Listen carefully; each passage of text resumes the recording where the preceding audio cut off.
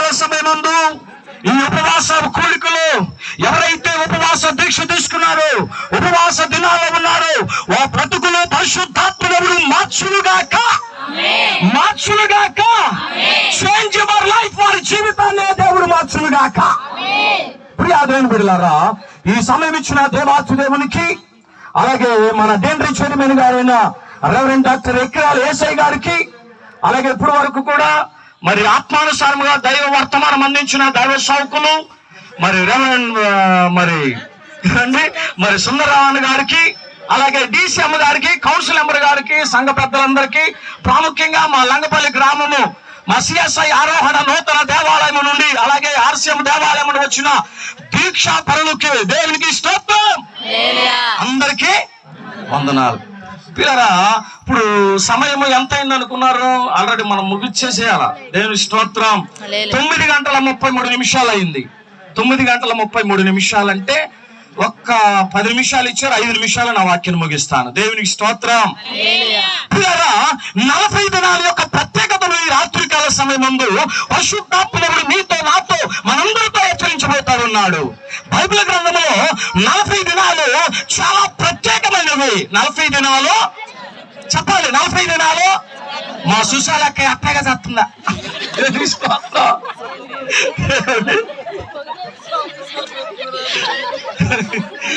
ఇందాడు పాపం నిద్రపోతున్నాడు మా కృపానందం. దేవుని స్తోత్రాలు. ఇప్పుడు నిద్ర ఎక్కడ పోయింది ఉండలేక. దేవుని స్తోత్రం కలుగుని కాక. సారీ, ఎందుకంటే కొంచెం నిద్ర అవస్థలో ఉన్నారు. పని చేసి వచ్చారు, పొద్దునే వెళ్తున్నారు, సాయంత్రం వెళ్తున్నారు, మా దీక్ష పొరలు వెళ్తున్నారు, మేము కూడా వెళ్తున్నాం. దేవుని స్తోత్రం. ఏమండి ప్రియా దేవుని బిడ్డలారా, బైబిల్ గ్రంథములో 40 దినాలు చాలా ప్రత్యేకమైనవి. ప్రియా దేవుని బిడ్డలారా, 40 దినాలు చాలా ప్రత్యేకమైనవి. ఈ 40 దినాలు మన వాళ్ళు ఏం చేస్తా ఉన్నారంటే, ప్రియా దేవుని బిడ్డలారా, 40 దినాలు ఏం చేస్తా ఉన్నాం? మాల అంటా ఉన్నారు. దేవునికి స్తోత్రం. మాల కాదురా బాబు, 40 దినాలు బైబిల్ ఏం చెబుతుందంటే ఉపవాస దినాలు, వ్రత దినాలు. నన్ను గట్టిగా చెప్పులు పెట్టి ఈ ఉపవాస దినాలు, ఈ వ్రత దినాలు నీవే విధముగా ఉపవాసం అంటే ఒక ప్రత్యేకింపబడతా ఉన్నావు. అవునా కదా? నీ వస్త్రాలు ప్రత్యేకించబడినవి. ఏమండి, మేమందరం మా సిఎస్ఐ ఆరోహణ దేవాలయం పడుకుంటా ఉన్నాం. దేవుని స్తోత్రం. ఏమండి, నీ దుప్పటలు ప్రత్యేకించబడినవి, నీ భోజనము ప్రత్యేకించబడేది, నీవు ప్రత్యేకించబడినావు. 40 దినాలు ఏమండి ప్రత్యేకించబడుతున్న నువ్వు ఎలా ఉండాలి తర్వాత? దేవునికి స్తోత్రం. ఉపవాసం అనగా దేవునితో దగ్గరగా ఉండటం. ఉపవాసంలో నువ్వు దేవుని గురించి, నీవు దేవుని సన్నిధిలోకి వెళ్ళి ఉపవాసంతో నువ్వు ప్రార్థన చేయగా దేవుడు నీతో మాట్లాడతాడు. 2 చేతుల పైకెత్తి దేవునికి స్తోత్రం చెబుదాం. ఉపవాస ప్రార్థన చాలా శక్తి కలిగిన ప్రార్థన. నువ్వు ఉపవాసం నుండి దేవుని అడిగినట్లయితే నీ ఎక్కలను తెచ్చి ఆకాశ వాక్యను విప్పి పట్టదలంత విస్తారమైన కృప ఆశీర్వాదాన్ని కుమ్మరింపచేయునుగాక. ప్రియమైన బిడ్డలారా, ఉపవాస ప్రార్థన చాలా ప్రత్యేకమైనది. వ్రత దినాలు చాలా ప్రత్యేకమైనవి. నీవు దేవునితో గడపాలి. ఉపవాసం ఉన్నప్పుడు నేను ప్రత్యేకమైన బట్టలు ధరించాను, నేను ప్రత్యేకంగా ఉంటున్నానంటే సెంటర్లో అక్కడక్కడ కూర్చోకూడదు. దేవుని స్తోత్రం. మనోడేడి తమ్ముడు ఉన్నాడా? ఏమండి, సెంటర్లో అక్కడ కూర్చొని నువ్వు ఎవరితో గడపాలి? మా కుపానందలాగా పగల్లో దేవునితో మందిరంలో గడుపుతా ఉన్నాడు. దేవునికి స్తోత్రం. నాకు చాలా సంతోషం వేసింది. మా ఇంటి ఎదురుగా ఒక అమ్మ ఉంటుంది. అమ్మంది, కృపానందం పగలు కూడా వచ్చి పనికి వెళ్ళిపోతే దేవునితో గడుపుతా ఉన్నాడే అన్నాడు. దేవునికి స్తోత్రం. నాకు ఎంతో సంతోషం వేసింది. ప్రియా దేవుని బిడ్డలారా, చిన్నవాడైనా కానీ దీక్ష తీసుకున్నాడు. 40 దినాలు ప్రతి దినంగా ఏర్పాటు చేసుకున్నాడు. ప్రియా దేవుని బిడ్డలారా, మనం ఎలా ఉండాలంటే ఉపవాస దినాల్లో దేవునితో గడపాలి. దేవునితో సత్య సంబంధాన్ని నువ్వు కలిగి ఉండాలి. ఉపవాసం శక్తి కలిగినది. ప్రియా దేవుని బిడ్డలారా, ఉపవాసం చాలా ప్రాముఖ్యమైనది. ఉపవాసం చాలా శక్తి కలిగినది. మన బైబిల్ గ్రంథంలో మనం చూసినట్లయితే నువ్వు ఎందుకుంటున్నావు ఉపవాసం, ఏం పొందుకుంటున్నావో ఉన్నావని ఉపవాసం, ఏం పొందుకుని దీక్ష అనంతరము ఏం పొందుకున్నావో, ఒక్కసారి దీక్ష అయిపోయే కాలం వస్తుంది, తర్వాత నువ్వు ఏం పొందుకోవాలనుకుంటా ఉన్నావు, ఏం పొందుకున్నావో ఒకసారి నీ హృదయాన్ని పరీక్షించుకో. నువ్వు ప్రత్యేకించబడి నీవు మరలా ఇక ప్రత్యేకించబడిగానే ఉండాలి. దేవునికి స్తోత్రం. అనగా లోకములో నుంచి, పాపములో నుంచి, లోక అలవాటులో నుంచి, లోకానుసారమైన జీవితము నీవు కడుక్కోవాలి. దేవునికి స్తోత్రం. ఆ కడిగేది ఏ రక్తమో తెలుసా? ఎడ్ల యొక్కయు, మేకల యొక్కయు, గొర్రె పిల్ల రక్తము కాదు, యేసయ్య రక్తములో నీవు కడగబడాలి. దేవునికి స్తోత్రం. పాడ నిర్మ ఏమంటారు పావలోనే తెలుపు.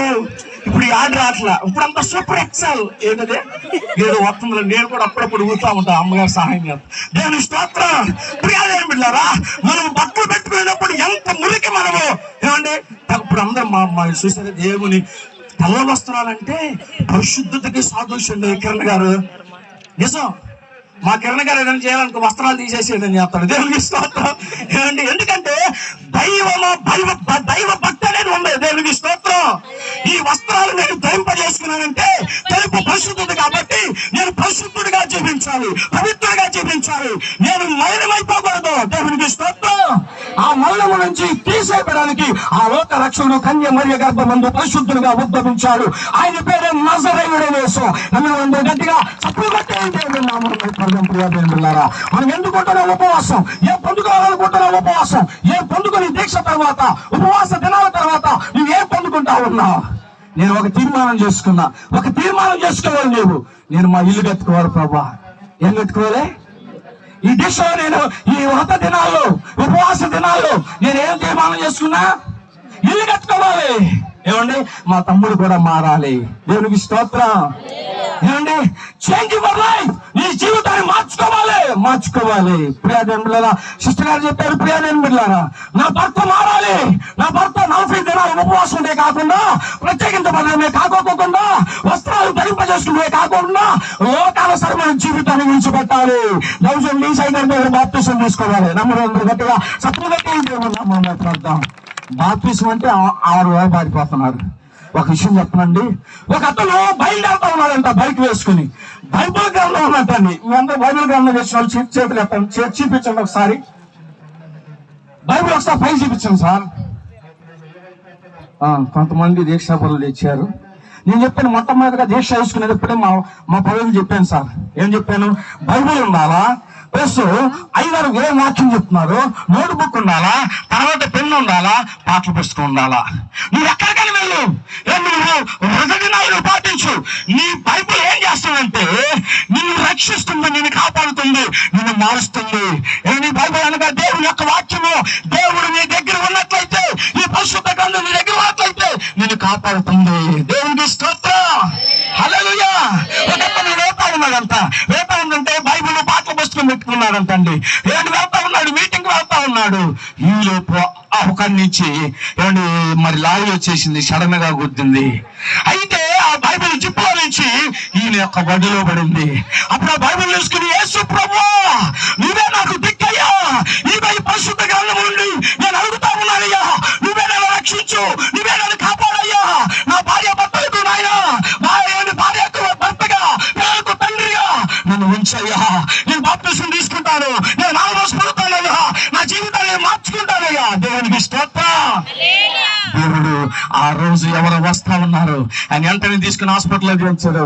వెంటనే ఆయన నిర్ణయించుకున్నాడు, ఇదిగో ఆ గ్రంథం నా దగ్గర లేకపోతే, ఆ గ్రంథం నా దగ్గర లేకపోతే నేను చనిపోయాడు. అంటే యేసుక్రీస్తు ప్రభువు వారు నీ హృదయంలో ఉంటే, ఏమండి హిజ్కియాకు మరణకరమైన రోగం వచ్చింది. ఏమంటే మరణకరమైన రోగాన్ని హిజ్కియా ప్రార్థన చేశాడు. హిజ్కియాకు 15 సంవత్సరాల ఆయుష్ని ఇచ్చాడు. దేవునికి స్తోత్రం. హల్లెలూయా. మనం ఎందుకుంటున్నాం ఉపవాసం? ఏం పొందుకోవాలనుకుంటున్నాం ఉపవాసం? ఏం పొందుకొని వెళ్తా ఉన్నావు? ఒకసారి నువ్వు జ్ఞాపకం చేసుకో. 40 దినాలు దైవజనుడు చెప్పినట్లుగా మోషే గారు ఉపవాసం ఉన్నారు సార్. ఏంటి 40 దినాలు? బాబు ఒకసారి వినాలి. 40 దినాలు మోషే గారు మీతో పాటు నేను కూడా ఉన్నాను సార్. ఏమండి 40 దినాలు ఎందుకుంటున్నాను అనేది నేను చెప్పాను. ఎందుకుంటున్నాను? మా ఇల్లు కట్టుకోవాలా. ఏమండి మా ఇల్లు కట్టుకోవాలా, మా తమ్ముడు మారాలా. ఏమండి అందరూ కూడా మానమోసం ఉండాలా. దీక్ష తీసుకున్నారు సంవత్సరానికి ఒక మాట మరలా ఇక అందరూ కూడా దేవుని భక్తులుగా ఉంటారు. దేవునికి స్తోత్రం. ఏమండి ప్రెసిడెంట్ గారు తమ్ముడు, ఏమండి అందరూ కూడా దేవుని భక్తులే. ప్రియాలేని బిడ్డలారా, యవనస్తులు పురుషులు లేరా? సంఘంలో ఎంతమంది స్త్రీలు ఉంటే పురుషులు కొంతమంది ఉన్నారు. ఎందుకని? ఏమండి ఆడవాళ్ళకి అన్ని ఫ్రీ. దేవునికి స్తోత్రం. ఏ ఫ్రీ? డాక్టర్ ఫ్రీ, అన్ని ఫ్రీ. దేవునికి స్తోత్రం. ఏమండి ప్రియాదేవి బిడ్డలారా, భార్యకు భర్త ఏమై ఉన్నాడు? శిరసై ఉన్నాడు. సంఘమతంలో ఏమైనా క్రీస్తు ఏమై ఉన్నాడు? శిరసై ఉన్నాడు. శిరస లేకపోతే ఏం చేయలేరు. దేవునికి స్తోత్రం. హల్లెలూయా. కాబట్టి ప్రియాదేవి బిడ్డలారా, 40 దినాలు మోసే గారు ఉపవాసం ఉన్నారు. 40 రాత్రులు సినాయి కొండ మీదకి వెళ్ళిపోయి ఏమండి ఆయన ఎలా ఉన్నాడంటే నీళ్ళు తాగల, ఏం తాగల, ఆహారం తినలా, 40 దినాలు ఉన్నాడు. నువ్వు ఎందుకుంటున్నావు ఉపవాసం? ఒక తీర్మానం చేసుకున్నావా? ఏమండి గత ఆదివారం ఆచారపరమైన భక్తి నువ్వు చేయకూడదు, అది నాకు హేయము అని ఎవరు చెప్పారు సార్? వచ్చారు ఆదివారం మన దీక్షపరులు. ఏమండి ఎవరు చెప్పారు? దేవుడు తన వాక్ ద్వారా ఏమండి అపొస్తలుడైన పౌలు ద్వారా తెలియజేసాడు. ఇప్పుడు నేను మిల్లారా, ఆచారపరమైన భక్తి మనలో నుంచి తీసివేసుకోవాలి. ఇప్పుడు నేను మిల్లారా, మన 40 దినాలు నేను ఒక తీర్మానం, ఒక నిబంధన, ఒక వడిమడి చేసుకున్నాను. నా జీవితం మారాలి. నాకు ఒక భార్యను ఇచ్చాడు, బిడ్డలను ఇచ్చాడు. మా నాన్న ఎంత మంచోడండి. ఏమండి భార్య అనాలి, నా భర్త ఎంత మంచోడండి. ఏమండి గుడ్ బాయ్, మంచి బాలుడు నా భర్త, దేవుని స్తోత్రం. ఏమండి గుడ్ హస్బెండ్, మంచి ఏమండి భర్త. నీ భార్య నీ గురించి సాక్ష్యం ఇవ్వాలా? ఏమండి అలా మనం మలుచుకోవాలి సార్. మన బిడ్డలు ఎలా మీ నాన్న ఏంట్రా బాగా తాగుతున్నాడంట కదా, అయిపోయిందంట దీక్ష, వెళ్ళిపోయాక ఎక్కడికి వెళ్ళారా, ఎక్కడ ఉన్నాడు అని తీసారా? నీ కొడుకు నీ గురించి సాక్ష్యం ఇవ్వాలి సార్. మా ఓడంటాడు, డాడీ అబద్ధం ఆడతావు, ఉద్యోగం అని చెప్తావు నువ్వు, ఉద్యోగం కాదు నువ్వు అబద్ధం ఆడతావంటే.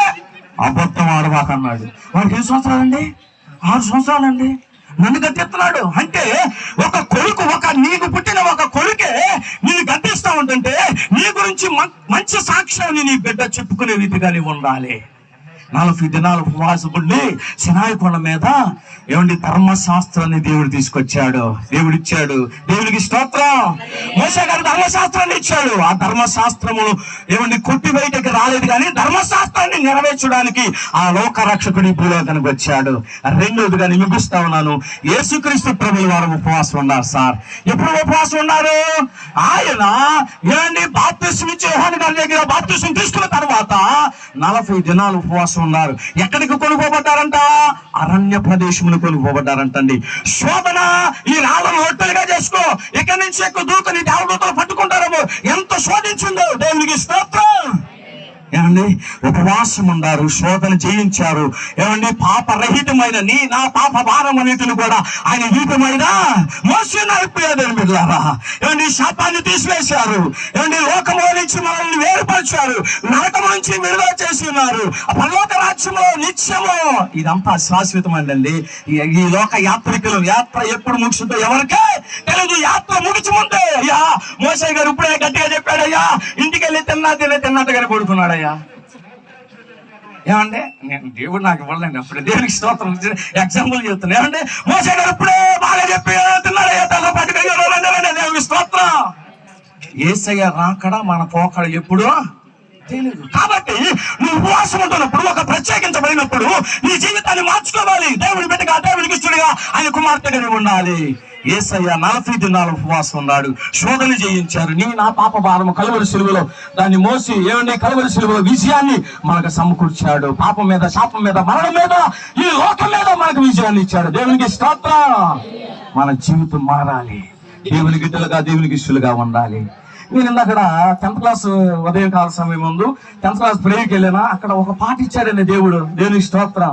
ఇప్పుడు ఆ ట్యూనింగ్ గుర్తు రావట్లేదు, తర్వాత ముగినప్పుడు పాడతాను. దేవునికి స్తోత్రం. అది ఏంటంటే మంచి వాడిచ్చాడు సార్. నా వాక్యం అయిపోయింది ఫిర్యాదు మిల్లారా.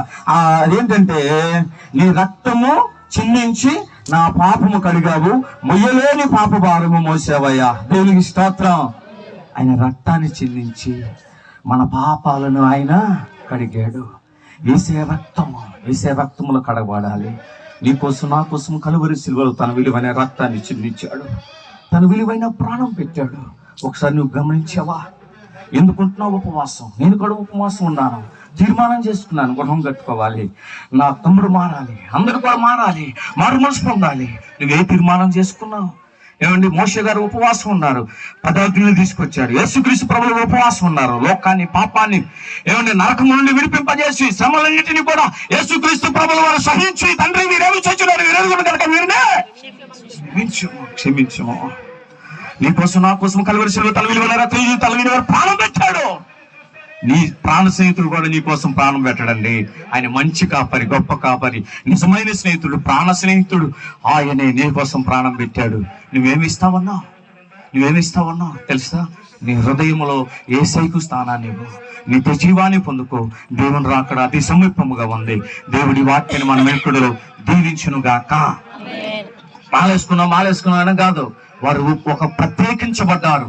ఏమండి, ఆ ప్రత్యేకించబడిన వారు గురించి మనం ప్రార్థన చేయాలి. 40 దినాలు వారు ఉపవాసం ఉంటున్నారు. వ్రత దినాలు ఏర్పాటు చేయని అన్నాడు. అనేక మంది భక్తులు ఏమండి ఉపవాసం ఉండి రాజ్యాలను ఏమండి రాజుగారి సహితం హృదయాన్ని మార్చగలిగిన ప్రార్థన ఉపవాస ప్రార్థన. ప్రియాలని బిడ్డలారా, శక్తి కలిగిన ప్రార్థన, ద హోల్ స్పిరిట్. ఏమండి, నాకు సిలువ కనపడుతుంది ఇక్కడ దర్శనములో. ఏమండి ప్రియాదేవి బిడ్డలారా, ఆ సిలువను మనము ధరించుకున్న మనము సిలువ విలువ ఆ విలువ నీకు తెలిస్తే నీ జీవితము మార్చబడును గాక. దేవుడి పరిశుద్ధ వాక్యాన్ని మనం దీవించును గాక.